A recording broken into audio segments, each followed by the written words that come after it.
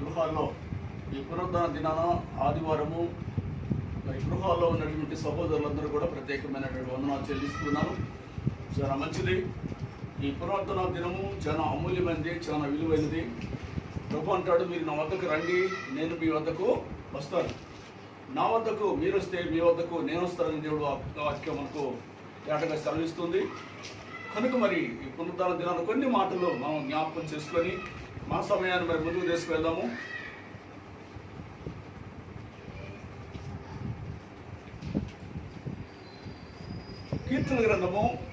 కీర్తనల గ్రంథము 1వ అధ్యాయము 1వ వాక్యం నుంచి చదువుకుందాం.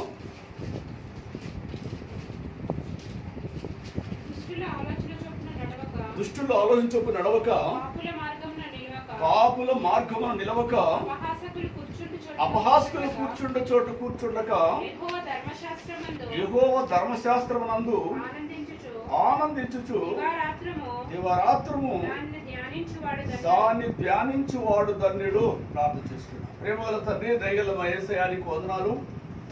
ఈ సమయం అందు తండ్రి, దేవా మరి చదవడం లేఖనం ద్వారా నాతో మాతో మాట్లాడండి.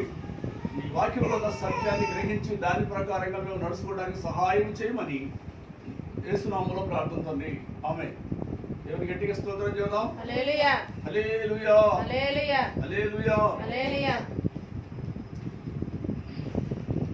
దేవుని యొక్క వాక్యంలో దేవుడు తన మాటకు మనకు తెలియజేస్తున్న మాటలు మరి మనం జ్ఞాపకం చేసుకుంటే, దేవుని యొక్క వాక్యము బయట వారితో మాట్లాడలేదు, కానీ ఆయన నమ్ముకున్న బిడ్డలతో దేవుడు తన మాటలో మాట్లాడుతున్నాడు. ఎవరైతే నమ్మి బాప్తిసం పొంది రక్షణ పొంది దేవుని రాజ్యం కొరకు ఎవరైతే ఎదురు చూస్తున్నారో వారి నిమిత్తమైన దేవుడు మాట్లాడుతున్నటువంటి మాటలని ఈ మాటలు మనం జ్ఞాపకం చేసుకోవాలి. అందుకే దేవుని యొక్క వాక్యం మనకేం చెప్తుందంటే, దుష్టుడు ఆలోచన చొప్పున నడవద్దు అని దేవుడు తన పిల్లలమైన మనతో మాట్లాడుతున్నాడు. దుష్టుడు ఆలోచన చొప్పున నడవద్దు, పాపుల మార్గంలో నిలవద్దు, అపహాసకులు కూర్చుంటే కూర్చోవద్దు అని దేవుడు తెలియజేస్తా ఉన్నాడు. కనుక ఎందుకు దేవుడు తన పిల్లలతో మాట్లాడుతున్నాడని మనం గమనిస్తే, దుష్టుడి ఆలోచన చొప్పున నడిస్తే, పాపుల మార్గం నిలబడితే, అపహాసకులు కూర్చుంటే వాళ్ళ బుద్ధులు వాళ్ళ గుణాలు తన పిల్లలకు వస్తాయని, తన పిల్లలు కూడా దుష్టులుగా మారిపోతారని, పాపులుగా మారిపోతారని, అపహాసకులుగా మారిపోతారని ప్రభు అన్నాడు. వాళ్ళతో మీరు సాంగత్యము చెయ్యొద్దు, వాళ్ళ దగ్గర మీరు కూర్చోవద్దు, వాళ్ళ దగ్గర కూడా మీరు కూర్చోవద్దు. కూర్చొనుడు ద్వారాగా వాళ్ళ గుణాలు మీకు వస్తాయి, వాళ్ళ అలవాట్లు మీకు వస్తాయి. వారికి పట్టినటువంటి దెయ్యము మీకు కూడా పట్టింది కనుక మీరు కూడా వారిలాగా తయారైపోతారు, వారిలాగా మీరు మారిపోతారు. కనుక అలా మారినట్లయితే మీరు నా సహవాసాన్ని పోగొట్టుకుంటారు, లేక నా రాజ్యాన్ని పోగొట్టుకుంటారు, సాతాను రాజ్యానికి వెళ్ళిపోతారు. కనుక జ్ఞాపకం చేసుకొని దేవుని వాక్యాన్ని శ్రద్ధగా వినండి, విని వాక్యానుసారంగా నడవండి అని దేవుడు మనకు తెలియజేస్తున్నాడు. తన పిల్లలమైన మనతో తన దేవుడు, తన తండ్రి, మన తండ్రి మనతో మాట్లాడుతున్నాడని మనము జ్ఞాపకం చేసుకోవాలి. కనుక ఈ దుష్టుడు ఆలోచన చొప్పున నడుచుడు ద్వారాగా ఎన్నో నష్టాలండి, ఎన్నో నష్టాలు. దుష్టుడి ఆలోచన చొప్పున నడిచామనుకోండి, తలగా ఉన్న మనము తోకలాగా అయిపోతాం, పైవారిగా ఉన్న మనం కింద వారికి అయిపోతాం. ఏదో ఒకరోజు దుష్టుడు, అపహాసకుడు, పాపి బయటపడిపోతాడండి. ఏదో ఒకరోజు పాపము బయటపడుతుంది, ఏదో ఒకరోజు అపహాసాలు బయటపడతాయి.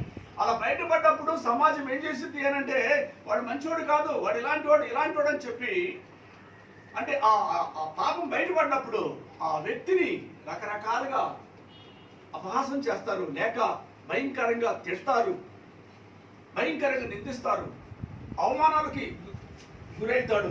దాంతోపాటు అతడు ఆ దుష్టుడు ఆలోచనకు నడిచినటువంటి వ్యక్తి తలగా ఉన్నాడు. అంతకుముందు ఎప్పుడైతే పాపం బయటపడిందో తోకలాగా అయిపోయాడు, కిందవాడిగా అయిపోతున్నాడు. అందుకే దేవుడు తన పిల్లలమైన మనము తోకలాగా కాకూడదని, కిందవారిగా ఉండకూడదని, తలగా ఉండాలని, పైవారిగా ఉండాలని ప్రభు తన పిల్లలమైన మనతో చెప్తున్నాడు. మీరు దుష్టులు ఆలోచించు నడవద్దు, పాపుల మార్గంలో నిలవద్దు, అపహాసకులు కూర్చుంటే చోటు మీరు కూర్చుంటే మీరు కూడా తోకలాగా అయిపోతారు. నా కుమారులారా, నా కుమార్తెలారా గమనించండి, నా నుండి మీరు దూరం కావద్దు, నా నుండి దూరం అయిపోయి నరకానికి పాత్రులుగా మీరు కావద్దు, నా మాట వినండి అని దేవుడు తన వాక్యం ద్వారా దేవుడు మనతో మాట్లాడుతున్నాడు. ఆయన అంటాడు, అపహాసకులు కూర్చుండే చోటు కూర్చోవద్దు అని అంటాడు. కనుక మరొక మాట మనం జ్ఞాపకం చేసుకుంటే దేవుని యొక్క వాక్యంలో మరొక మాట మనం జ్ఞాపకం చేసుకుంటే చూడండి, రోమపత్రిక కొరింథీ పత్రిక చూడండి, 2 కొరింథీ పత్రిక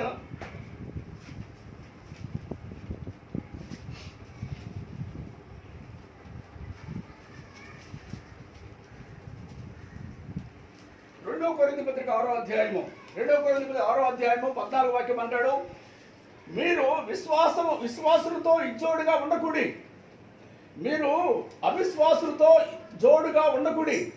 నీతికి దుర్నీతితో ఏమి సాంగత్యము, వెలుగునకు చీకటితో ఏమి పొత్తు. చూడండి, ఇక్కడ అంటాడు మీరు అవిశ్వాసులతో జోడుగా ఉండొద్దు. ఎవరితో జోడుగా ఉండొద్దు అన్నాడు? అవిశ్వాసులు అంటే ఎవరు? యేసుప్రభు నమ్మనవాడు. నమ్మినా కూడా వాళ్ళకి విశ్వాసం లేదు, నమ్మకం లేదు. వాళ్ళకి నేను యేసు బిడ్డనే అంటారు, కానీ వారికి విశ్వాసము లేదు, నమ్మకం లేదు. కనుక అందుకే అవిశ్వాసంతో విచ్చోడుగా మీరు ఉండొద్దు. అవిశ్వాసంతో విచ్చోడుగా ఉండకూడదు. ఎందుకు? వాళ్ళు ప్రభు అంటారే కానీ దేవుని చిత్త ప్రకారంగా చేయరు. ప్రభు అంటారు, కానీ విశ్వాసం లేదు కనుక వారు తండ్రి చిత్త ప్రకారంగా వాడు చేయరు. వాళ్ళలో పరలోకం లేదు, వాళ్ళ హృదయాలు ఏం లేదు, పరలోక రాజ్యము లేదు కనుక అలాంటి అవిశ్వాసంతో జోడుగా మీరు ఉండొద్దు అని దేవుని వాక్యం చెప్తుంది. నీతికి దుర్నీతితో ఏమి సాంగత్యమో? ఏమైనా నీతిమంతుడికి పాపికి ఏమైనా సాంగత్యం ఉంటుందా? ఏమైనా సహవాసం ఉంటుందా? అలాంటి వారితో మీరు సహవాసం చేస్తారా అని దేవుడు అడుగుతున్నాడు. నీతికి దుర్నీతితో ఏ సాంగత్యమో? ఒక వ్యభిచారితో మంచి స్త్రీ ఎవరు సాంగత్యం చేస్తే ఆమె కూడా వ్యభిచారిగా మారిపోద్ది. తాగుబోతుడితో సావాసం చేస్తే తాగుబోతుడు అయిపోతాడు. సిగరెట్ తాగేవాడితో సావాసం చేస్తే సిగరెట్ తాగేవాడు అయిపోతాడు. పాన్ పరాకులు గుట్టకాలు తినేవాడితో సావాసం చేస్తే ఈడు కూడా ఒక రోజు గుట్టకాలు తింటాడు. అపహాసం మాట్లాడేవాడితో సావాసం చేస్తే ఈడు కూడా అపహాసం మాట్లాడడం ప్రారంభిస్తాడు. సీగటితో సావాసం చేస్తే ఈడు కూడా ఒకటి సీగట మనసు అయిపోద్ది. సీగట ఆలోచనలు వస్తాయి, సీగట తలంపులు వస్తాయి, వాడి జీవితం పాడైపోద్ది అని దేవుడు తన పిల్లలమైన మనము వెలుగుతో మనం సావాసం చేయాలి. నీటితోనే సావాసం చేయాలి, కానీ దుర్నీతితో సావాసం చేయదు, పాపులతో సావాసము చెయ్యొద్దు అని దేవుని యొక్క వాక్యం మనకు తేటగా తెలియజేస్తా ఉంది. తర్వాత నాడు క్రీస్తునకు బెలియాలతో ఏమి సంబంధము? అవిశ్వాసతో విశ్వాసికి పాలెక్కడది? అవిశ్వాసి ఉన్నాడు, విశ్వాసి ఉన్నాడు, వాళ్ళిద్దరికి ఏమైనా పాలు ఉంటుందా? సంబంధాలు ఉంటాయా వాళ్ళకి? వాళ్ళిద్దరికి ఏ సంబంధాలు ఉండవు. విశ్వాసే, అవిశ్వాసే. అవిశ్వాసితో విశ్వాసి సాంగత్యం చేయకూడదు, వాళ్ళు కలిసి ఉండకూడదు, కలిసి కూర్చోకూడదు. ఎందుకంటే అవిశ్వాసితో సావాసం చేస్తే మనం కూడా అవిశ్వాసులం అయిపోతాం, అపనమ్మకస్తులు అయిపోతాం. దేవుని వాక్యం మనకు అదే చెప్తుంది. విశ్వాసము లేకుండా దేవునికి ఇష్టలై ఉండడం అసాధ్యం. విశ్వాసం లేకపోతే దేవునికి మనం ఇష్టలుగా ఉండలేం. కనుక అవిశ్వాసి దేవునికి ఇష్టడు కాదు. అవిశ్వాసి దేవునికి ఇష్టడు కాదు కనుక అతడు దేవునికి దూరంగా ఉంటున్నాడు. కనుక అతనితో నువ్వు సాంగత్యం చేయొద్దు, అతనితో నువ్వు సావాసం చేయొద్దు, అతనికి నీకు ఏమి పొత్తు అనే దేవుని యొక్క వాక్యం చెప్తుందండి. దేవుని ఆలయమునకు విగ్రహంతో ఏమి పొత్తిక? దేవుని ఆలయానికి విగ్రహానికి ఏమైనా సంబంధం ఉంటుందా? సంబంధం ఉండదు కదా. విగ్రహం ఏమో చేతితో చేయబడింది, అది మనుషుల యొక్క చేతి పనులు, దానికి జీవము లేదో, దానికి ప్రాణము లేదో. దానికి దేవుని ఆలయానికి ఏమి పొత్తుంటుంది? దేవుని ఆలయం ఏమై ఉంది అంటే దేవుడు ఆత్మ కనుక ఆయన ఆరాధించేవాడు ఆత్మతో సత్యముతో ఆరాధించాలి. కానీ విగ్రహానికి దేవుని ఆత్మకు సాంగత్యము లేదు అనేది దేవుని వాక్యం మనకు చెప్తున్నమాట అండి. తర్వాత అంటాడు, మనము జీవముగల దేవుని ఆలయమై ఉన్నాము. అందుకు దేవుడి ఆమె చెబుతున్నాడు, మనం ఏమై ఉన్నామంటే జీవముగల దేవుని ఆలయమై ఉన్నాం. మనం ఏమై ఉన్నామంటే జీవముగల దేవునికి మనం ఆలయంగా ఉన్నాం. దేవుడు ఎవరండి? జీవం కలిగిన దేవుడు. ఈ జీవం కలిగిన దేవునికి మనం ఏమై ఉన్నాం?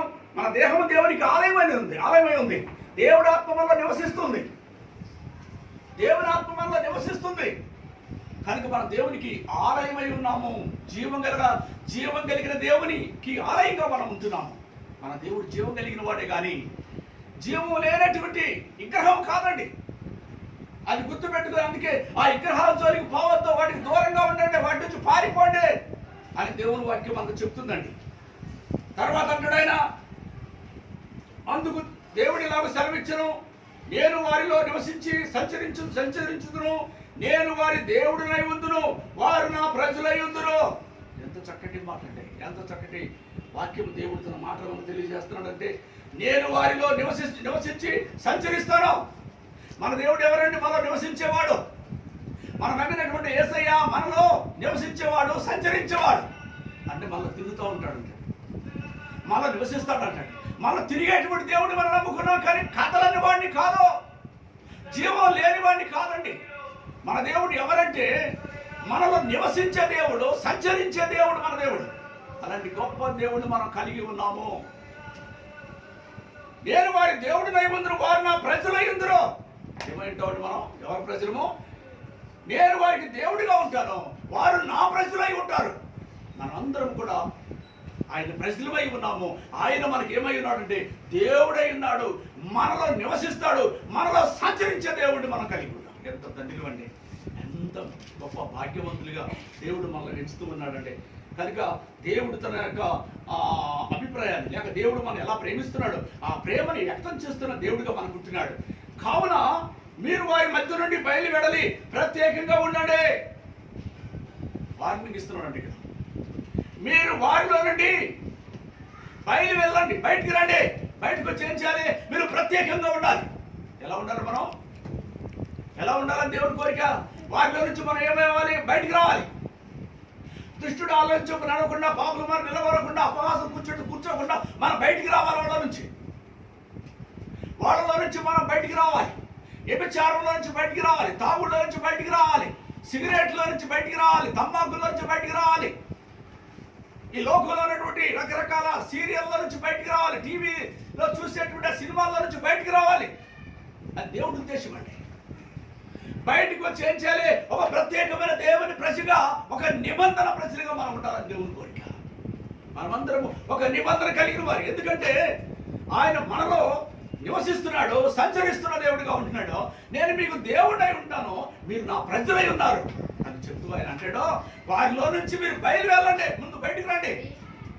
వాటిలో నుంచి మీరు ఏం కావాలి? ముందు బయటికి రండి. బయటకు వచ్చి మీరు ప్రత్యేకంగా ఉండడానికి ఒక నిబంధన చేసుకోండి, ఒక తీర్మానం చేసుకోండి. ఇక నుంచి ప్రభా దుష్టుడు ఆలోచన నడవను, పాపుల మార్గంలో కూర్చోను, అపహాసులు కూర్చొని చోటు కూర్చోను ప్రభు అని చెప్పి ఒక నిబంధన చేసుకొని వారిలో నుంచి మీరు బయటికి రండి, ఒక ప్రత్యేకంగా ఉండండి. దేవుడికి గట్టిగా స్తోత్రం. దేవుడి చిత్తం ఏంటంటే మనం ప్రత్యేకంగా ఉండడమే దేవుడి చిత్తం. మనం వేరుగా ఉండాలని దేవుని కోరిక. అవిశ్వాసుల నుంచి మనం బయటికి రావాలి, అపనమ్మకస్తుల నుంచి మనం బయటికి రావాలి. అలా బయటకు వచ్చి మనం ఎలా ఉండాలంటే దేవుడికి ఒక ప్రత్యేకమైన జనాంగంగా, పరిశుద్ధులుగా, పవిత్రులుగా, నీతిమంతులుగా, దేవుని రాజ్యానికి మనం వారసులుగా ఒక ప్రత్యేకంగా ఉండాలని దేవుని కోరిక, దేవుని ఉద్దేశం. దేవుని గట్టిగా స్తోత్రం, దేవుని గట్టిగా హల్లెలూయా, హల్లెలూయా. అపవిత్రమైన దాన్ని ముట్టకూడదని ప్రభు చెప్పుచున్నాడు. మనం ఏం ముట్టకూడదు? అపవిత్రమైన దాన్ని ముట్టకూడదు. వాటిలో నుంచి బయటికి రండి, వాటిలో నుంచి బయటకు వచ్చి ప్రత్యేకంగా ఉండండి. దేవుని ప్రజలు ఎక్కడున్నా, ఏ ఊర్లో ఉన్నా, ఏ పెళ్లికి పోయినా, ఏ కార్యక్రమానికి వెళ్ళినా, లేకపోతే ఎక్కడ ఏ ఇంట్లో ఉన్నా కూడా అక్కడ ఎలా ఉండాలంటే ఒక ప్రత్యేకమైన జనాంగంగా, ఒక ప్రత్యేకమైన బిడ్డగా ఉండాలి. ముందు నీ అలవాట్ల నుంచి నువ్వు బయటికి రావాలి. నువ్వు చెడ్డ అలవాట్ల నుంచి బయటకు వచ్చి ప్రత్యేకంగా ఉండు. నీకు ప్రత్యేకమైన జనాంగం అని దేవుడు పేరు పెట్టాడు. మనం ఎవరో చెప్పండి? రాజులైన యాజకులము, పరిశుద్ధ జనము, దేవుడు సొత్తైన బిడ్డలమై ఉన్నామండి.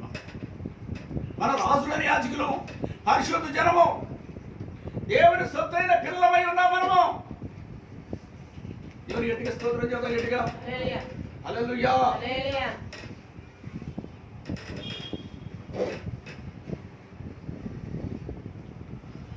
కనుక దేవుని యొక్క వాక్యం మనకు చెప్తుంది, తన పిల్లలమైనటువంటి మనము బయలు వెళ్ళాలి, ప్రత్యేకంగా ఉండాలని దేవుని వాక్యం అండి మనం చెప్తుంది. అపోస్తల కార్యాల గ్రంథంలో కూడా 2వ అధ్యాయంలో మాట అంటాడండి, మూర్ఖులకు ఈ తరం వారికి వేరై మీరు ప్రత్యేకంగా ఉండండి అన్నాడు. అంటే మూర్ఖులకు ఈ తరము, మూర్ఖులు ఏం చేస్తున్నారో వాళ్ళకే తెలియట్లేదు. ఏమి తింటున్నారు, ఏమి తాగుతున్నారు, ఏమి ధరిస్తున్నారు వాళ్ళకి తెలియకుండా వాళ్ళు ఇష్టానుసారంగా ధరిస్తూ ఉన్నారు. ఈ దినాల్లో మనం చూస్తే స్త్రీలు వాళ్ళు బట్టలు వేసుకుంటే ఎలా కనిపిస్తున్నారు అంటే వాళ్ళ శరీరం అంతా కూడా పబ్లిక్ చూపిస్తున్నారు. వారి యొక్క శరీరాన్ని పబ్లిక్ చూపిస్తూ ఆకర్షణకు గురవుతున్నారు. అలాగా పబ్లిక్ని ఏం చేస్తున్నారు, బాధ పెడుతున్నారు. జనాన్ని వాళ్ళ యొక్క బట్టల ద్వారాగా అనేక మందిని పాడు చేస్తున్నటువంటి స్త్రీలు మనకు కనపడుతూ ఉన్నారండి. అందుకే మూర్ఖులకు ఈ తరం వారికి వేరై మీరు ప్రత్యేకంగా ఉండండి. మూర్ఖులు రకరకాల బట్టలు వేసుకుంటారు, ఇతరులని భ్రమపరుస్తున్నారు, ఇతరులని బాధకు గురి చేస్తున్నారు, ఇతరులకి వ్యభిచారానికి గురి చేస్తున్నారు. వాళ్ళు బట్టలు వేసుకుంటున్నారు, ఆ బట్టలు సరైన బట్టలు కాదు, ఆ బట్టలంతా కూడా శరీరం కనపడేలా వేసుకుంటున్నారు కనుక దాన్ని బట్టి వాళ్ళని చూసినటువంటి ప్రజలు వాళ్ళని మోహిస్తున్నారు. మోహించినట్టు అర్థం ఏంటి? వ్యభిచారం చేస్తున్నారని బైబిల్ చెప్తుంది. మోహపు చూపు దేనికి సంబంధం అంటే వ్యభిచారానికి సాదృశ్యం. అప్పుడే మీరు వ్యభిచారం చేస్తున్నారని వాక్యం చెప్తుంది. కనుక మూర్ఖులు ఈ తరము వారు ఎలా ఉన్నారు అంటే అనేక మందిని అనేక అలవాట్ల చేత మోసపరిచి వాళ్ళు పాడు చేసే వారిలా ఉన్నారు మూర్ఖులు. ఈ మూర్ఖులు ప్రభుని అంగీకరించరు, లోకాన్ని అంగీకరిస్తారు. లోక ఆశలు, లోక కోరికలు, లోకంలో ఉన్నటువంటి శృంగారాలు, లోకంలో ఉన్నటువంటి అందాలు, లోకంలో ఉన్నటువంటి సుఖభోగాలు వీటిని అనుసరిస్తున్నారు. కానీ పరలోక ఆనందాన్ని, పరలోక సుఖాన్ని, పరలోక సంబంధమైనటువంటి ఆభరణాలను ధరించుకోలేని వారిగా ఉన్నారు. అందుకే దేవుని వాక్యం మనకు చెప్తుంది, మూర్ఖులకు ఈ తరం వారికి మీరు వేరొకటి ఏరై మీరు ఏం చేయాలి? ప్రత్యేకంగా ఉండాలి. మనం ప్రత్యేకంగా ఉండాలని దేవుని కోరిక, దేవుని ఉద్దేశం అండి. అలా ప్రత్యేకంగా ఉంటేనే పరలోకానికి వెళ్తాం. కానీ మిళితమై ఉంటే పరలోకానికి వెళ్ళమండి. మిళితంగా ఉండకూడదు, ఈ మనసుగా ఉండకూడదు, చంచలమైన మనసుగా ఉండకూడదు, స్థిరమైన మనసు కలిగి మనం ఉండాలి. దేవుని గట్టిగా స్తోత్రం చెబుదాం. హల్లెలూయా. కనుక ప్రభు చెప్పుచున్నాడు, మరియు నేను మిమ్మల్ని చేర్చుకొందును, మీకు తండ్రినై ఉందును, మీరు నాకు కుమారులను కుమార్తెలై ఉందురని సర్వశక్తి గల ప్రభు చెప్పుచున్నాడు. నేను మిమ్మల్ని చేర్చుకుంటాను, నేను మీకు తండ్రిగా ఉంటాను, మీరు నాకు కుమారులుగా కుమార్తెలై ఉందురని సర్వశక్తి గల దేవుడు సెలవిస్తున్నాడని చెప్తున్నాడండి. మీరు నాకేమై ఉంటారు? కుమారులుగాను కుమార్తెలుగా ఉంటారు. నేను మిమ్మల్ని చేర్చుకుంటాను. వారి నుంచి మీరు బయలు వెళ్ళండి, ప్రత్యేకంగా ఉండండి. వారితో మీరు సాంగత్యం చేయకూడదు. మూర్ఖులకు ఈ తరము వారికి మీరు వేరై బ్రతకాలి. దేవుని గట్టిగా స్తోత్రం చెబుదాం. హల్లెలూయా, హల్లెలూయా.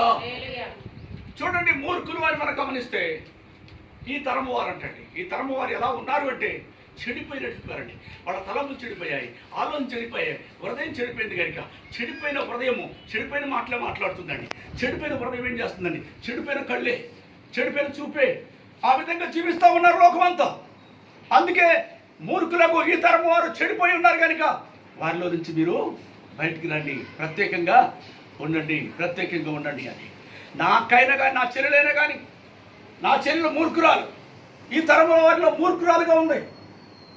ప్రభుని అంగీకరించిన పరిస్థితి ఉంది. అయినా నా చెల్లెైనా, తండ్రి అయినా, అన్నైనా, అక్కైనా, ఎవరైనా కానివ్వండి, వాళ్ళలో నుంచి మనం ప్రత్యేకంగా జీవించాలి.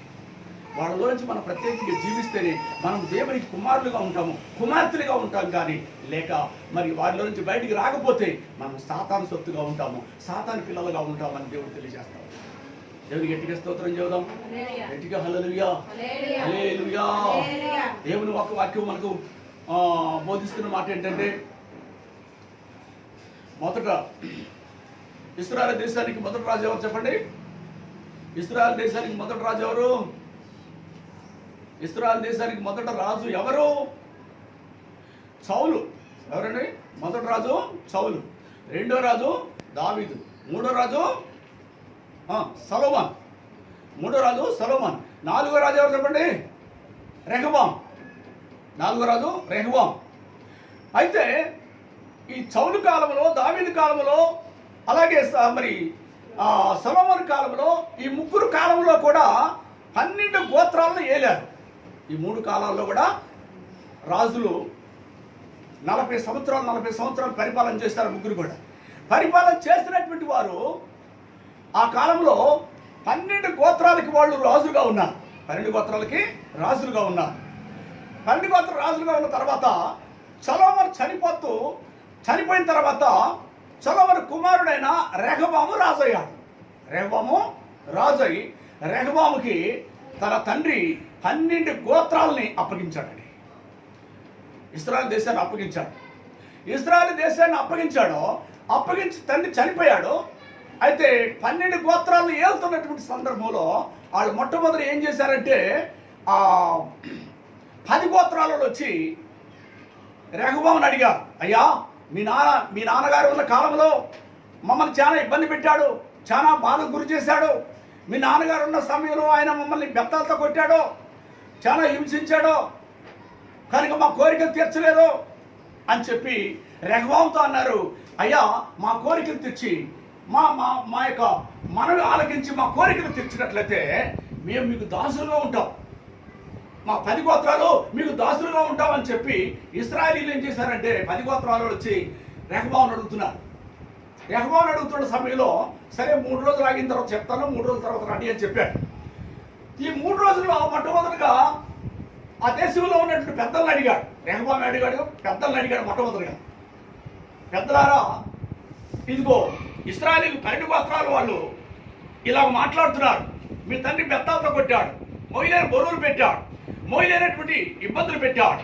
ఆ మొయ్యలేని బరువులు, ఆ ఇబ్బందులు తీసేస్తే మేము మీకు దాసులుగా ఉంటామని చెప్తున్నారు. వాళ్ళు ఏం చేద్దామని పెద్దలను అడిగాడు. పెద్దలు అడిగితే పెద్దలు అన్నారు, వాళ్ళు కూడా ఏం కోరుకున్నారు? వాళ్ళకి ఏదైనా భారం ఉంటే తీసేయమన్నారు, కష్టం ఉంటే తీసేయమన్నారు. కనుక ఆ భారం మీద కష్టం మీద తీసేస్తే వాళ్ళు నీకు దాసులుగా ఉంటారు కదా, మంచిదే అలా చెయ్యి అని చెప్పి పెద్దలు చెప్పారు. సరే పెద్దల మాట తీసుకున్న తర్వాత అడిగిపోయాడు, తన స్నేహితులకు అడిగిపోయాడు. మూర్ఖులకు స్నేహితులు, మూర్ఖులకు ఆ తరము వారిలో ఉన్న మూర్ఖులైనటువంటి వాళ్ళ కాడికి వెళ్ళాడు స్నేహితులు. మొదట పెద్దవాడు దేశానికి పరిపాలన విషయంలో పెద్దలు ఉంటారు కదా, ఆ పెద్దలు అడిగితే వాడు మంచి సలహా ఇచ్చారండి. తర్వాత ఎవరి సలహా వెళ్ళాడు? స్నేహితుల సలహా కోసం పోయాడు. అప్పుడు స్నేహితులు సలహా అడిగాడు. స్నేహితులు సలహా ఎప్పుడైతే అడిగాడో స్నేహితులు అంటారు, మేము చెప్పినట్టుగా చెప్పు, ఆ 10 గోత్రాల్లో వచ్చినప్పుడు మా నాన్న నడువు కంటే నా చిటికినేలు బలం కలదని చెప్పు, నా చిటికినేలు బలం కలది అని చెప్పు. మా నాన్న చౌకులతో కొట్టాడు, నేను కొడాలతో కొడతానని చెప్పు. ఎవరండి ఈ మాట అంటే? స్నేహితులండి. 10 గోత్రాలలో వచ్చి బరువులు తీసేయి, ఇబ్బందులు తీసేయి, ట్యాక్సులు అని భారం పెట్టాడు మీ నాన్న. ఆ భారం భరించలేకపోయాము, కనుక ఆ భారం తీసేస్తే మీకు దాసులుగా ఉంటామయ్యా అని చెప్పి వాళ్ళు చెప్తే, మరి ఆ దేశంలో ఉన్నటువంటి సలహాదారులైన పెద్దలు కూడా చెప్పిన వాళ్ళ మాట కూడా విన్నాడు. ఇప్పుడు ఎవరు మాట విన్నాడు? స్నేహితులు మాట విన్నాడండి. స్నేహితులు ఏమంటున్నారు? మా నాన్న నడుము కంటే నా చిటికినేలు బలమగలదని చెప్పు. మా నాన్నగారు చౌకులతో కొట్టాడు, నేనైతే కొరడాలతో కొడతానని చెప్పు. చచ్చినట్టుగా పడి ఉండండి అని చెప్పారన్నాడు. సరే అని చెప్పి 3వ రోజు వాళ్ళు వచ్చారు. 3వ రోజు వాళ్ళు వచ్చిన తర్వాత ఆ 3వ రోజు వాళ్ళు అడిగారు, అయ్యా మరి 3వ రోజు మాకు చెప్తా ఉన్నా కదా చెప్పయ్యా అంటే, వెంటనే ఆ రెహబాము అంటాడు, ఇశ్రాయేలు ప్రజలారా, మా నాన్న నడుము కంటే నా చిటికినేలు గొప్పది. మా నాన్న చౌకులతో కొట్టాడు, నేను కొడాలతో కొడతాను, జాగ్రత్త, చచ్చినట్టుగా పడి ఉండండి, చచ్చినట్టుగా పడి ఉండండి అన్నాడు. ఆ మాట అన్నప్పుడు వెంటనే ఇశ్రాయేలుకి ఎక్కడ లేని కోపం వచ్చేసిందండి, ఎక్కడ లేని ఆగ్రహం వచ్చేసి వాళ్ళు అంటారు, ఈ యోధా గోత్రంలో మాకు ఏ సంబంధమో లేదు, మీకు మాకు ఏ విధమైనటువంటి పొత్తు లేదు, మా బాధ మేము పడతాం, మీ బాధ మీరు పడండి అని చెప్పి ఆ 10 గోత్రాలు వాళ్ళు ఏమయ్యారంటే, మొత్తం 12 గోత్రాలు ఉన్నాయి కదా, 12 గోత్రాల్లో 10 గోత్రాలు చీలిపోయాయి. ఎన్ని గోత్రాలు ఉన్నాయండి ఆయనకి? 2 గోత్రాలు మిగిలాయి. అంతకుముందే 10 గోత్రాలకేమో రాజుగా ఉన్నాడు. ఈ స్నేహితుల మాట విన్నందువలన, దుష్టులైన స్నేహితులు, పాపులైన స్నేహితులు, అపహాసులైన స్నేహితులు వాళ్ళ మాట విన్నందువలన ఏం జరిగింది అంటే 10 గోత్రాలని పాడు చేసుకున్నాడు. 10 గోత్రాల వాళ్ళని పాడు చేసుకొని 2 గోత్రాలు మాత్రమే మిగిలించుకున్నాడండి. చూసారా? ఎవరి మాట వినుడు ద్వారా కంటే దుష్టమైన స్నేహితుల మాట విన్నందువలన ఆశీర్వాదాలు 10% ఆశీర్వాదాలు పోగొట్టుకున్నాడు. 2% ఆశీర్వాదాలు నిలబెట్టుకున్నాడండి. చూసారా? ఎవరితో సావాసం చేశాడు? దుష్టులతో సావాసం చేశాడు. దుష్టుల మాట విన్నాడు, కానీ పెద్దలు చెప్పిన మాట విన్నాడా? పెద్దల మాట వినందువలన స్నేహితులు, దుష్టులు, అపహాస్యులైన వారి మాట విన్నందువలన ఆశీర్వాదాన్ని 10 గోత్రాలు పాడు చేసుకున్నాడు. 2 గోత్రాలు మిగిలినాయండి. కనుక దేవుడు ఏం చెప్తున్నాడు అని అంటే, దుష్టుడి ఆలోచన చొప్పున నడవద్దు, మీరు పాపుల మార్గం నిలవద్దు, అపహాసులు కూర్చుండే చోట కూర్చోకుండా వారిలో నుంచి మీరు బయలు వెళ్ళండి, మీరు ప్రత్యేకంగా ఉండండి, ఈ తరము వారికి మీరు వేరయ్యి ప్రత్యేకంగా ఉండండి అని దేవుడు కోరుకోండి. మనం ఎలా ఉండాలండి? ఒక ప్రత్యేకమైన జనాంగంగా, ఒక పరిశుద్ధమైన జనాంగంగా, ఒక పవిత్రమైన జనాంగంగా, ఒక నీతిమంతులుగా జనాంగంగా మనం ఒక ప్రత్యేకంగా ఉండాలి. కానీ వారిలో ఇతరులు అంటే ఈ లోకంతో మన సహవాసం చేయకూడదని దేవుడు మనకు తెలియజేస్తున్నటువంటి మాట. దేవుని గట్టిగా స్తోత్రం, దేవుని గట్టిగా. తర్వాత దేవునికి వాక్యం మనకి ఏం చెప్తుంది? కీర్తన గ్రంథంలో చూడండి, 1వ అధ్యాయము. అపహాసులు కూర్చున్న చోట కూర్చుండక యెహోవా ధర్మశాస్త్రం నందు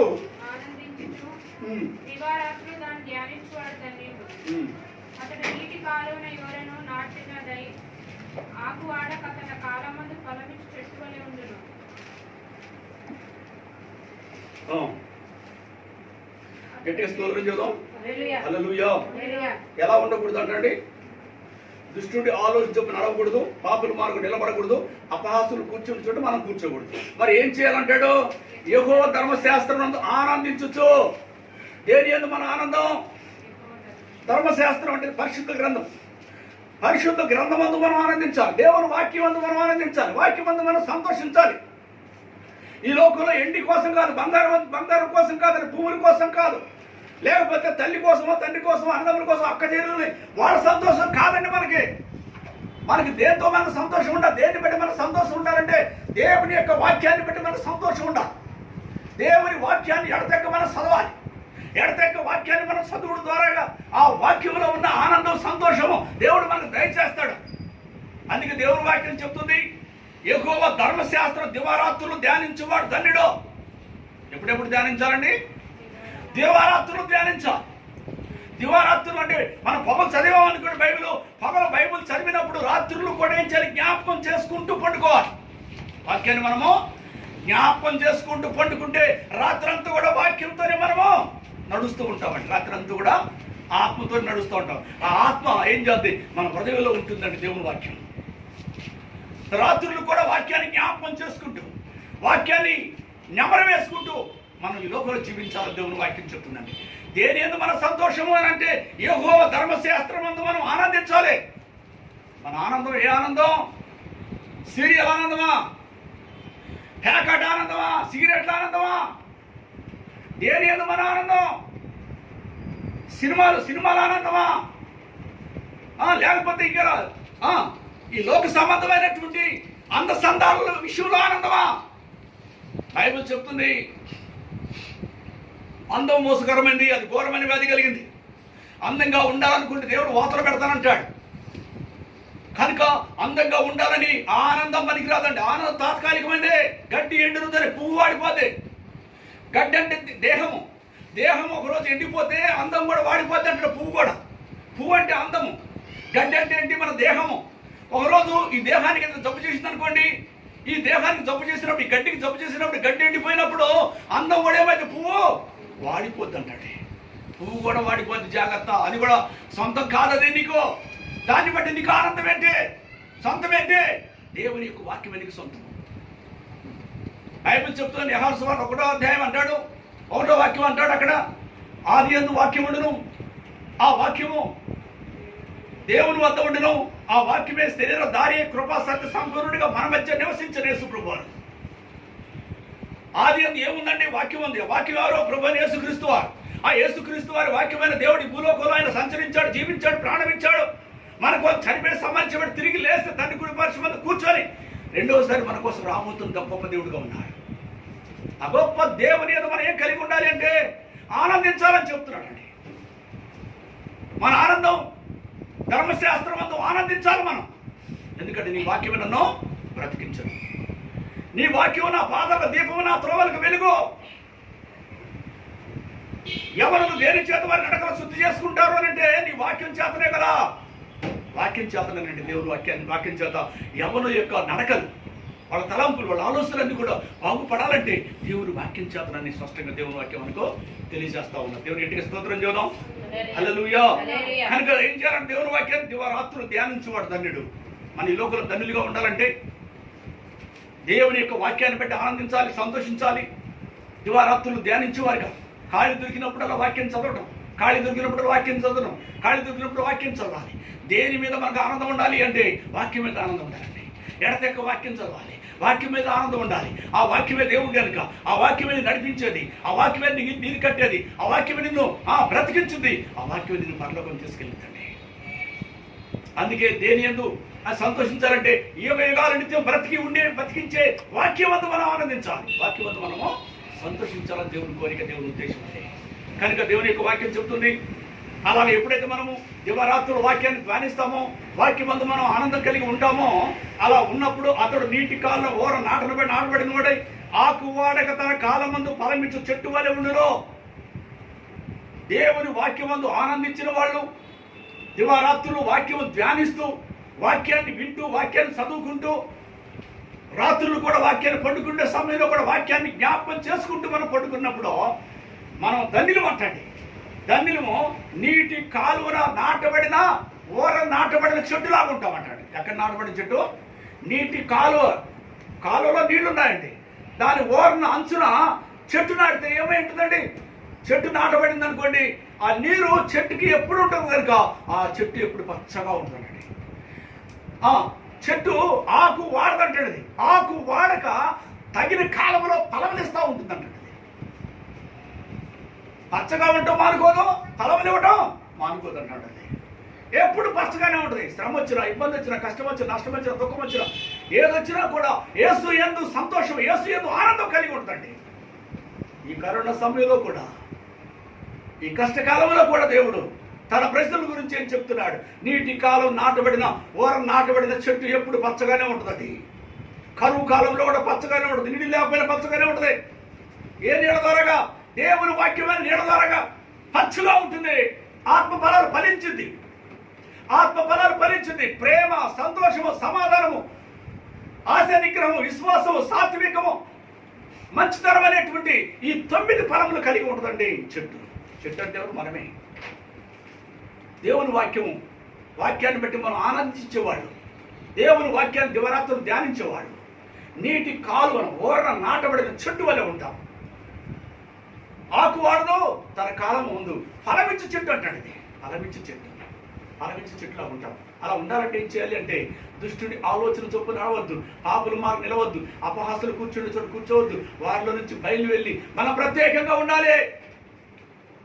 ప్రత్యేకంగా మనం ఉన్నప్పుడు దేవుడు అంటాడు, నీకు నేను తండ్రిగా ఉంటాను, నీవు నాకు కుమారుడిగా ఉంటావు, నీవు నాకు కుమార్తెగా ఉంటావు. సర్వశక్తి గల దేవుణ్ణి నేను చెప్తున్నాను, భయపడొద్దని చెప్తున్నాను. దేవునికి గట్టిగా స్తోత్రం చేద్దాం. హల్లెలూయా. కనుక ఆయన అంటాడు, ఆయన మనకు ఆశీర్వాదం ఏం దొరికింది? ఆశీర్వాదం అంటే దేవుని వాక్యం అని చెప్తుంది, ధన్యులుగా ఉంటామని చెప్తుంది. ఆకువాడక ఫలములు ఫలించే చెట్టులాగా ఉంటాం మనం. దేవునికి ఇష్టమైన చెట్టులాగా, దేవునికి ఇష్టమైన బిడ్డలాగా మనం బతుకుతామని చెప్తుంది. అతడు చేయని దేవుడు సఫలమగను. ఎవరు అంటే ధర్మశాస్త్రం ఆనందించేవాళ్ళు, దివారాత్రులు ధర్మశాస్త్ర వాక్యాన్ని ధ్యానించేవాళ్ళు, నీటి కాలువల ఓర్ణ చెట్టు నాటబడిన వాళ్ళు. చెట్టు పచ్చగా ఉంటుంది, ఫలములు ఫలిస్తూ ఉంటాయి, వాళ్ళు ధన్యులు, వాళ్ళు చేసేది సఫలం చేస్తారు. వాళ్ళు ఏ పని చేసినా సఫలం చేస్తారు. వారు ఏది ఆశించినా అది నేను వారికి ఇస్తానని వాగ్దానం చేస్తా ఉన్నాడండి. తర్వాత 4వ వచనం అంటాడు, దుష్టులు అలాగే ఉండక గాలికి చెదరగొట్టు పొట్టు వలె ఉందిరో. దుష్టులు ఎలా ఉంటారు? గాలికి చెదరగొట్టు పొట్టులాగా ఉంటారు. ఏమండి, గాలి వచ్చినప్పుడు తూర్పాలు పెట్టినప్పుడు గాలి వస్తుంది కదండి, గాలి వచ్చినప్పుడు పొట్టే ఎగిరిపోతే గట్టి గింజలన్నీ కింద పడతాయి. గట్టి గింజలేమో ఒకసారి పడతాయి, పొట్టంతా ఎగిరిపోద్ది. ఈ దుష్టులు కూడా పొట్టులాగా ఎగిరిపోతారు. ఈ పొట్టు దేనికి పనికొస్తుంది? కాల్చబట్టడానికి, నరకంలో కాల్చబట్టడానికి పనికొచ్చింది, కానీ అది పరలోకంలో చేర్చబట్టడానికి పనికిరాదు. దానికి పనికిరాదు అంటుంది. అందుకే దుష్టులు ఎలా ఉంటారు, పాపులు ఎలా ఉంటారు, అపహాసులు ఎలా ఉంటారంటే పొట్టులాగా ఉంటారు. వాళ్ళు వారితో మీకు సాంగత్యం వద్దు, వారితో మీకు సావాసం వద్దు అంటున్నాడు. కాబట్టి న్యాయ విమర్శలో దుష్టులను, నీతిమంతుల సభలో పాపులు నిలవరు. న్యాయ విమర్శలో దుష్టులను, నీతిమంతుల సభలో దుష్టులను, న్యాయ విమర్శలో పాపులు నిలవరంటాడు. న్యాయ విమర్శలో పాపులు నిలవరు. 80 పాపులు ఉంటారా? ఉండరు. మేకల్లో పాపులు ఉంటాయా? మేకల్లో నీతిమంతులు ఉంటారంటే ఉండరు. వాళ్ళు ఈ సైడ్ ఉంటారు. గొర్రెలు ఈ సైడ్ ఉంటాయి, మేకలు ఆ సైడ్ ఉంటాయి. ఎలా దీవిస్తాడు దేవుడు? పరలోకం స్వతంత్రించుకోమని చెప్తే వీళ్ళపై పరలోకం స్వతంత్రించుకుంటారు. వాళ్ళపై శపించబడిన వారారా, నా తండ్రి చేత మీరు శపించబడిన వాడు కనుక, అపవాదికి వాడు చిత్తానుసారంగా మీరు నడుచుకున్న వాళ్ళు కనుక మీరు ఇలా తీసుకెళ్ళి అగ్గిలో పడేయంటే ఆ పొట్టుని తీసుకెళ్ళి అగ్గిలో పడేస్తారంటే. దుష్టులు ఎలా ఉంటారు? పొట్టులాగా ఉంటారు. గాలికి చెదరగొట్టు పొట్టు కనుక మనం అలా ఉండొద్దు అంటండి. గాలికి చెదరగొట్టు పొట్టులాగా ఉందురు. కాబట్టి న్యాయ విమర్శలు దుష్టులను, నీతిమంతుల సభలో పాపులు నిలవరు. నీతిమంతుల మార్గం యెహోవాకు తెలియను, దుష్టుల మార్గము నాశనముకు నడుపును. నీతిమంతులు మార్గము దేవుడికి బాగా తెలుసు అంటాడు. దుష్టుడి యొక్క మార్గము నాశనముకు నడిపించింది. అడిగి పోతాడు దుష్టుడైతే నాశనానికి వెళ్తాడు, దుష్టుడైతే నరకానికి వెళ్ళిపోతాడు. కనుక నీతిమంతుడి యొక్క మార్గము దేవుడికి తెలుసు, యథార్థవంతుడి యొక్క మార్గం దేవుడికి తెలుసు. ఈ నీతిమంతుడు ప్రత్యేకంగా ఉంటాడు. నీతిమంతుడు ఒక ప్రత్యేకంగా ఉండి దేవుని చిత్తాన్ని చేయవాడిగా ఉంటాడు. దేవుడు ఎప్పుడు వస్తాడో, ప్రభు ఎప్పుడు వస్తాడా, ఎప్పుడు నేను పరలోకం చేరాలని వాళ్ళు ప్రత్యేకంగా ఉంటారు. ఒక సమర్పణ కలిగి ఉంటారు, ఒక తీర్మానం కలిగి ఉంటారు. అలాంటి వారిగా మనం ఉండాలి. అలాంటి వారిగా మనం ఉన్నప్పుడు మనం ధన్యులు అంటండి. మనం ఎవరమే ధన్యులు అంటండి. మనం ధన్యులు అని చెప్తున్నాడు. మనం తీర్పులోకి రాము, మరణంలో జీవులను దాటుతాం, పరలోకానికి వెళ్ళిపోతాం. మనం ఎంత ధన్యులు అండి. దేవుడు మనల్ని ఆకు వాడక తన కాలమందు ఫలమిచ్చే చెట్టులాగా ప్రభు చేస్తాడు. మనం చేసే పనులను సఫలం చేస్తాడు. మనం ధన్యులుగా ఉంటాం. కానీ మనం యెహోవా ధర్మశాస్త్రం ముందు ఏం కలిగి ఉండాలి? ఆనందం కలిగి ఉండాలి. ఈ లోకమంతా ఏ ఆనందంలో ఉంది? లోకమంతా కూడా ఎక్కడ డబ్బులు కొట్టి నాట్యం చేస్తూ ఉంటే అక్కడ చూస్తూ ఉంటుంది లోకమంతా. ఆ ఆనందంలో ఉంటారు, డ్యాన్స్ చూస్తూ ఉంటారు. లోకమంతా కూడా ఆ డ్యాన్స్లో ఆనందం కలిగి ఉన్నారు. కానీ దేవుని బిడ్డలకైతే ఏం ఆనందం అంటే ఎల్లప్పుడూ ఆనందం. అప్పుడప్పుడు కాదండి, ఎప్పుడు ఆనందం కలిగి ఉంటారు. ఎందుకంటే వాళ్ళ హృదయంలో వాక్యం ఉంటుంది కనుక వాక్య ఆనందం కలిగి ఉంటారు, వాక్య సంతోషం కలిగి ఉంటారు. వాక్యమే దేవుడు అని నమ్ముతారు కనుక ఆ వాక్యమే వారిలో వెలిగించి వారిని తీసివేయబడలేని ఆనందం కలిగి ఉంటారు. వాళ్ళ వద్ద నుండి తీసివేయబడలేని ఆనందం కలిగి ఉంటారు. తీసివేయబడలేని పరలోకం కలిగి ఉన్నారు. వాళ్ళు ధన్యులేరండి. వాళ్ళు ధన్యులు. వాడు చేయిందంత కూడా దేవుడు వారికి సఫలం చేస్తానని దేవుడు వాగ్దానం చేస్తున్నాడు. కనుక మనం ఎలా ఉండాలి అని దేవుడు అంటాడో, దుష్టులైతే గాలికి చెదరగొట్టు పొట్టులాగా ఉంటారు. జ్ఞాపకం చేసుకోండి. దుష్టులైతే దేవుడు ఎట్టిగా స్తోత్రం. దుష్టుల మార్గం నాశనానికి నడిపించి జాగ్రత్త. అందుకే దుష్టులు ఆలోచన చొప్పున నడవకండి, పాపుల మార్గం నిలవకండి, అపహాసులు కూర్చోకుండా వారిలో నుంచి బయలు వెళ్ళండి. ధర్మశాస్త్రం ముందు ఆనందించండి, దేవుని వాక్యమందు ఆనందించండి, వాక్యమందు సంతోషించండి, పరలోకం వరకు ఆనందించండి, సంతోషించండి. మీరు ఆకువాడక తన కాలమందు ఫలమిచ్చి చెట్టులాగా ఉంటారు. మీరు చేయనంత సఫలం చేస్తాను. కనుక నా కుమార్తెలారా, మీరు ప్రత్యేకంగా ఉండి వారిలో నుంచి బయలు వెళ్ళండి, ప్రత్యేకంగా ఉండండి అని సర్వశక్తి గల దేవుడు సెలవిస్తున్నాడు అని దేవుడు వాక్యం చెప్తుంది. కనుక మన దుష్టుడు ఆలోచన నడవకుండా పాపల వారు నిలబడకుండా మనం ధర్మశాస్త్రం ఆనందిస్తూ దివారాత్రులు దేవుని వాక్యాన్ని ధ్యానిస్తూ తగిన కాలంలో ఫలమిచ్చే చెట్టు వలె ఉందాం. మనం చేసే సఫలం చేస్తాం, ఆ విధంగా చేద్దాం. దేవుడి మాట దీవించిన గాక. ఆమె ప్రార్థన చేసుకుందాం. ప్రేమగల తండ్రి, దయగల మా యేసయ్యానికి వందనాలు. ఇప్పుడు వరకు అనేక విషయాలు మాతో మాట్లాడినందుకు వందనాలు తండ్రి. 2 విషయాలు మాకు తెలియజేస్తారు. నీ పిల్లలం కనుక, నీ బిడ్డలం కనుక, నీ సొత్తు కనుక తండ్రి, మీరు అక్కడ వరకు మేము ఎదురు చూస్తున్న వారిని కనుక అయ్యా, మరి ఈ లోకంలో మేము ఎలా నడుచుకోవాలో మాకు తెలియజేసినందుకు స్తోత్రాలు తండ్రి. దుష్టుడు ఆలోచన నడవద్దు, పాపం వారు నిలవద్దు, అపహాసులు కూర్చోవద్దు. ధర్మశాస్త్రం అందు, వాక్యం అందు ఆనందించండి, వాక్యాన్ని దివారాత్రులు ధ్యానించండి. అలా చేస్తున్నప్పుడు మీరు తగిన కాలంలో ఫలమిచ్చే చెట్టులాగా ఉంటారు. ఆకు వాడక తన కాలమందు ఫలమిచ్చే చెట్టు వలె ఉంటారు. మీరు చేసేది సఫలమవుతాయి కనుక వారిలో నుంచి మీరు బయలు వెళ్ళండి, ప్రత్యేకంగా ఉండండి అని సెలవిచ్చారు. తండ్రి, అలా ఉండడానికి సహాయం చేసి వాక్యానుసారమైన జీవితం మాకు దయచేసి నీకు ఇష్టలుగా నీ ప్రియమైన వారికి ఉండడంలో సహాయం చేయండి. అలాగే మా ప్రియులు, మా సహోదరులందరూ కూడా తండ్రి, దేవా వారికి చర్చికి రాలేని పరిస్థితుల్లో ఈ లాక్డౌన్ ద్వారా తండ్రి, ఈ కరోనా వైరస్ ద్వారాగా అయ్యా మరి ఇళ్లలో ఉండి ఆరాధన చేసుకుంటూ ఆదివారం ఉన్న బిడ్డలందరూ దీవించండి, ఆశీర్వదించండి. వారి యొక్క వారికి కావాల్సిన వనరులను సమకూర్చండి. ఈ కరోనా ఆర్థిక ఇబ్బందుల్లో ప్రభు నీ బిడ్డల ప్రతి ఇబ్బందులు తొలగించండి, అవసరాలు తీర్చండి, అక్కర్లు తీర్చండి, రోగాలను చిడిపించండి, సమస్యలను చిడిపించండి. ప్రతి ఒక్కరు కూడా తండ్రి ఈ లోకం అనే ఆస్తిలో నుంచి బయటికి వచ్చి ప్రత్యేకంగా ఉండడానికి సహాయం చేయండి. ఒక ప్రత్యేకమైన ఒక నిబంధన ప్రజలుగా, ఒక తీర్మానం కలిగిన వారిగా ఉన్నట్లుగా సహాయం చేయమని ప్రార్థన చేస్తూ, కరోనా వైరస్ ఎవరికి కూడా అయ్యా మా సంఘ బిడ్డలు ఎవరికి కూడా కరోనా వైరస్ రాకుండా కాపాడండి. ప్రతి ఒక్క కుటుంబాన్ని బిడ్డలపైన హస్తం ఉంచండి, కాపాడమని ప్రార్థన చేస్తున్నాం తండ్రి. మా రాష్ట్రంలో ఈ కరోనా వైరస్ లేకుండా కాపాడండి. మా దేశంలో కరోనా వైరస్ లేకుండా పూర్తిగా తొలగించండి నాయన. అన్ని దేశాల్లో కరోనా వైరస్ లేకుండా అన్ని దేశాలు కూడా నెమ్మదిగా ఉండడానికి సహాయం చేయండి తండ్రి. మమ్మల్ని అందరూ మీ చేతుల్లో పెట్టుకుంటున్నాం. 8వ తారీఖు తండ్రి చర్చి ఓపెన్ చేయడానికి నాయన, మళ్ళా చర్చిని తండ్రి ప్రారంభించడానికి, చర్చి నడిపించుకోవడానికి నాయన మరి గవర్నమెంట్ వారు పర్మిషన్ ఇచ్చినందుకు స్తోత్రాలు తండ్రి. అలా ఇవ్వడానికి నువ్వు చేస్తున్నటువంటి కార్యాన్ని బట్టి మీకు వందనాలు, స్తోత్రం చెల్లించుకుంటున్నాం తండ్రి. కనుక ఆ దినవన్న ప్రభు మరి అయ్యా మరి ఏ విధమైనటువంటి కరోనా వైరస్ వచ్చిన వాడు చర్చికి రాకుండా చేయండి నాయన. ఎవరికి కూడా తండ్రి కరోనా వైరస్ రాకుండా దినాన్ని కార్యం చేయండి. మీరు మహిమ పొందమని ప్రార్థన చేస్తూ మమ్మల్ని అందరూ మీ చేతుల్లో పెట్టుకుంటూ యేసునామములో ప్రార్థన తండ్రి, ఆమేన్.